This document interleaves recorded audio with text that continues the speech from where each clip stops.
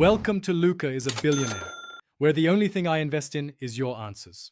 Open the Settings app and tap Face ID and passcode to proceed. Enter your 6-digit passcode when the system prompts for confirmation. If you cannot remember the code, stop and use Apple account recovery options instead. Be sure the iPhone is unlocked and connected to power if the battery is low. This step confirms you own the device and allows changes to biometric authentication settings. On the Face ID screen, you will see toggles for different uses of Face ID.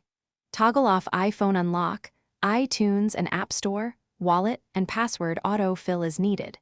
Disabling Face ID for iPhone Unlock forces use of a passcode on unlock. Toggle each feature independently if you want selective removal of biometric access. Changes apply immediately and will require the passcode for the disabled actions. To completely cancel Face ID, tap Reset Face ID to delete stored face data from the iPhone.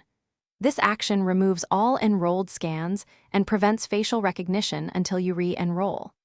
After resetting, you can choose to set up Face ID again or continue using only your passcode. For added security, change your passcode if you suspect compromise. Restart the phone after resetting to ensure settings apply cleanly. Thanks for watching and please subscribe. It's the best investment you'll ever make.